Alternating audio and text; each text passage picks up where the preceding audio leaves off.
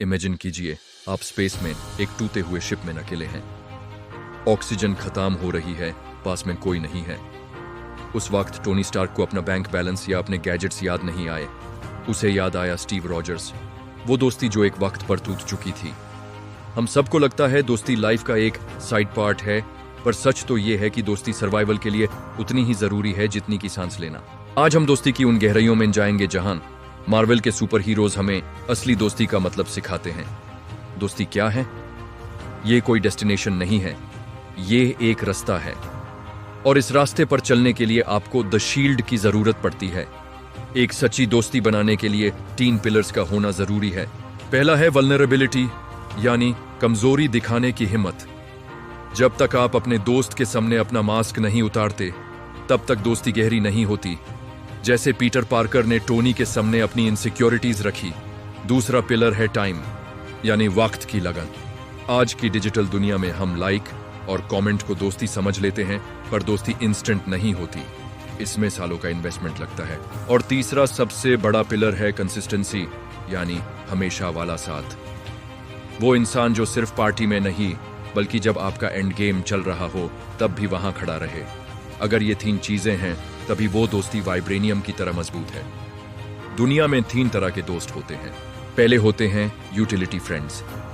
ये वो लोग हैं जो सिर्फ काम के लिए आते हैं, जैसे टोनी और एंटमैन का रिश्ता सिर्फ एक मिशन के लिए साथ आए।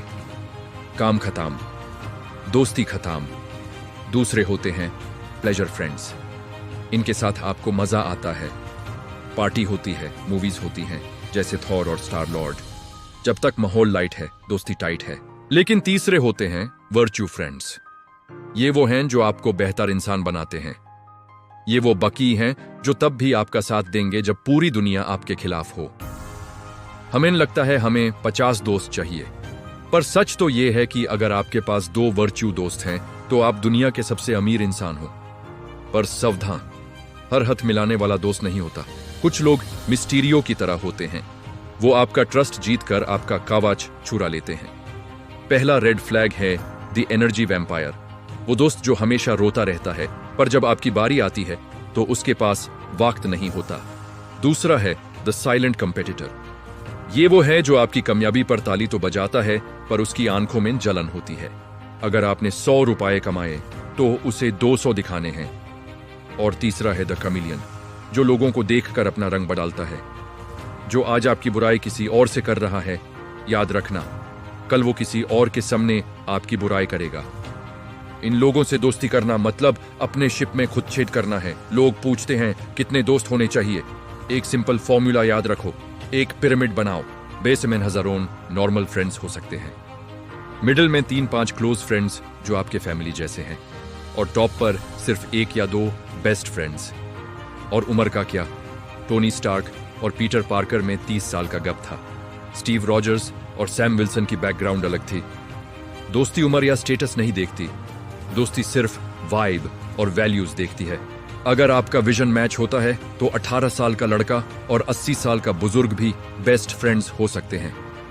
एक अच्छा दोस्त ढूंढने का सबसे बड़ा तरीका है पहले खुद एक अच्छा दोस्त बनो। अगर आप लॉयल्टी चाहते हो तो पहले लॉयल बनो।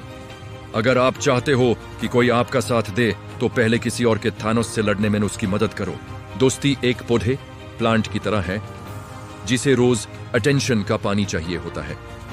सिर्फ बर्थडे पर मैसेज करना दोस्ती नहीं है। बिना किसी मतलब के कॉल करना, उनकी छोटी खुशियों में शामिल होना, यही दोस्ती को जिंदा रखता है।